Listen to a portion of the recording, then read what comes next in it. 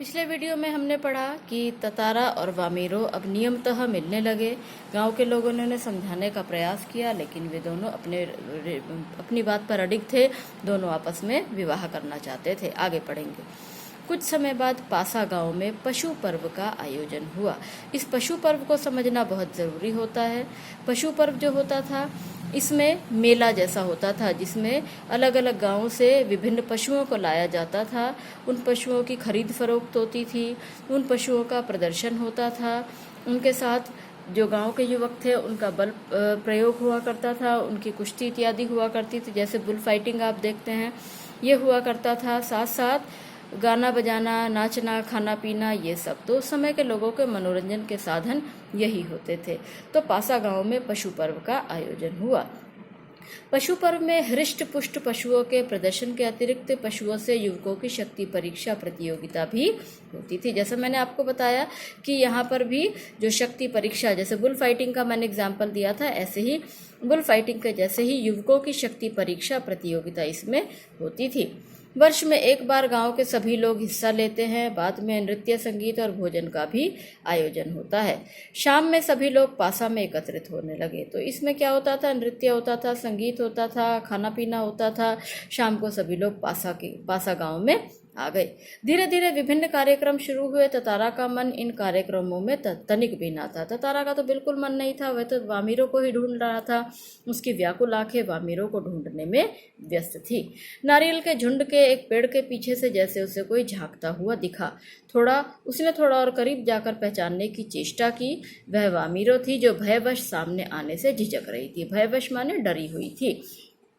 उसकी आंखें तरल थीं, आंखों में आंसू थे, होठ कांप रहे थे। ततारा को देखते ही वह फूट फूट कर रोने लगी।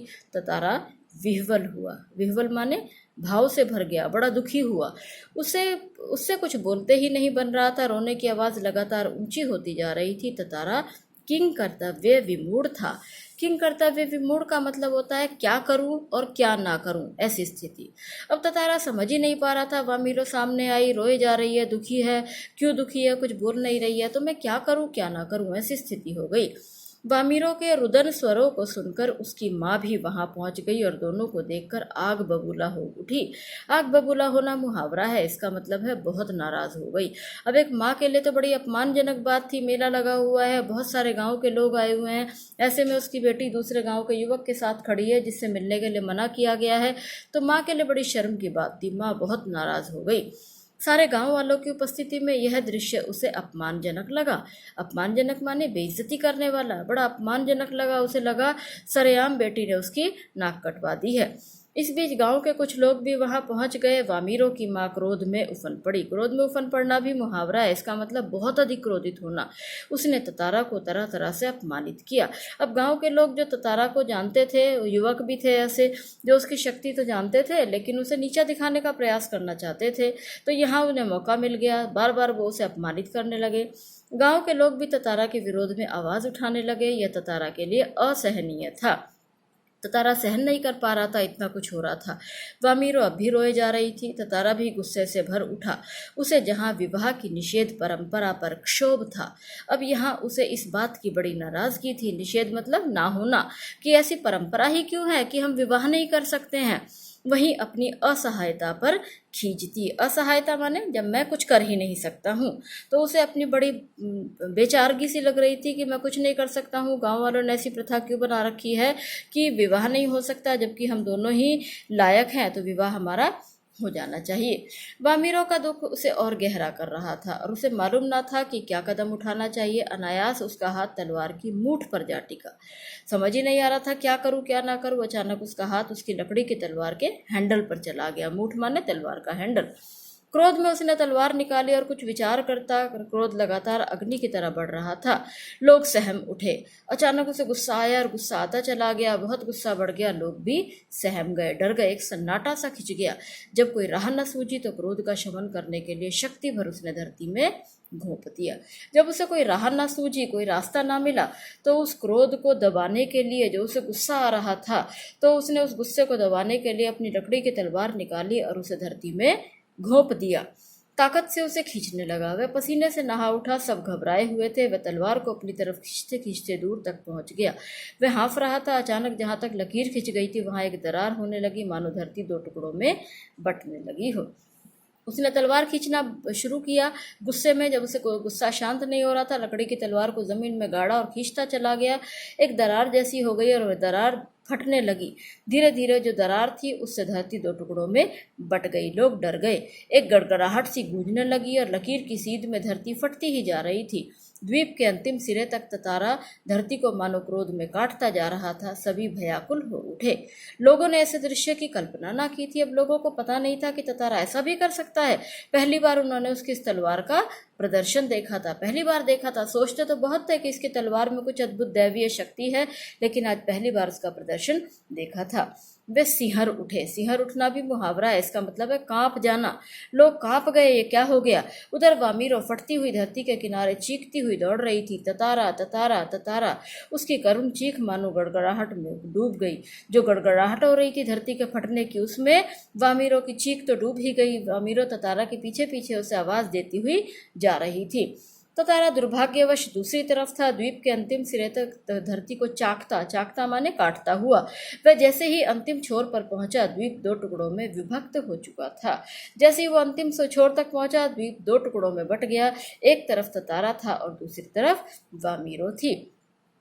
पाठ में मैंने बताया था शुरू में कि इस पाठ में बताया गया है कि अंडमान और निकोबार अलग कैसे हुआ, और यही कहानी है। उनके बलिदान के विषय में भी हमने पढ़ा है। तो यही बलिदान इन्होंने दिया कि हम विवाह क्यों नहीं कर सकते, जब दोनों ही योग्य हैं, दोनों में किसी तरह का कोई और रुकावट नहीं है, तो विवाह भी अवश्य हो जाना चाहिए। तो इस तरफ ततारा था और उस तरफ वामीरो थी। ततारा को जैसे ही होश आया, उसने देखा उसकी तरफ का द्वीप समुद्र में धंसने लगा है। ततारा तो गुस्से में था, बिल्कुल गुस्से में कांप रहा था। जब उसे होश आया, उसे पता चला जिस सिरे पर वह बैठा है वह द्वीप तो धरती में समुद्र में धंस रहा है। वह छटपटाने लगा। उसने छलांग लगाकर दूसरा सिरा थामना चाहा, परंतु पकड़ ढीली पड़ गई। नीचे की तरफ फिसलने लगा, लगातार समुद्र की सतह पर फिसल रहा था। उसके मुंह से सिर्फ एक ही चीख उभर कर डूब रही थी, वामीरो वामीरो वामीरो वामीरो। उधर वामीरो भी ततारा ततारा ततारा पुकार रही थी। दोनों एक दूसरे को पुकार रहे थे और गांव के लोग इस दृश्य को देखकर डर गए थे। ततारा लहूलुहान हो उठा। लहूलुहान माने खून से भर गया था। वह अचेत होने लगा, बेहोश होने लगा। कुछ देर बाद उसे होश ही नहीं रहा। कटे हुए द्वीप के अंतिम भूखंड पर, कटा हुआ जो द्वीप था जो समुद्र में डूब रहा था, उसके बिल्कुल किनारे के हिस्से पर, भूखंड माने जमीन का टुकड़ा, उस पर पड़ा हुआ था कि जो कि दूसरे सिरे से संयोगवश जुड़ा हुआ था। बहता हुआ ततारा कहाँ पहुंच गया, बाद में उसका क्या हुआ, कोई नहीं जानता। इधर वामीरो पागल हो उठी। वह हर समय ततारा को खोजती हुई उसी जगह पहुंच जाती और घंटों बैठी रहती। वामीरो के दिल दिमाग पर इतना बुरा असर पड़ा कि अब वह पागल सी हो गई थी और वह ततारा को ढूंढने के लिए उसी जगह पहुंच जाती थी और घंटों उस जगह पर बैठी हुई वामीरो ततारा को पुकारती रहती थी। उसने खाना पीना छोड़ दिया। परिवार से एक तरह से वह विलग हो गई। लोगों ने उसे ढूंढने की बहुत कोशिश की, किंतु कोई सुराग ना मिला। सुराग ना मिलना भी मुहावरा है, इसका मतलब है पता ना चलना। लोगों ने उसे ढूंढने का प्रयास किया। थोड़े दिन बाद वामीरो भी गायब हो गई। लोगों ने बहुत ढूंढा, लेकिन आज तक उसका कोई पता नहीं चला। तो इस कहानी में हमने पढ़ा, इस तरह से लोगों की छोटी सोच के कारण, समाज की ऐसी रीतियों के कारण एक प्रेमी जोड़ा जो कि विवाह कर सकता था, एक सुखद जीवन बिता सकता था, वह मिल नहीं पाया। आज ना ततारा है ना वामीरो, किंतु उनकी यह प्रेम कथा घर घर में सुनाई जाती है। तो आज भी उस जगह में इस कहानी को सुनाया जाता है। निकोबारी का मत है कि ततारा की तलवार से कार निकोबार के जो टुकड़े हुए,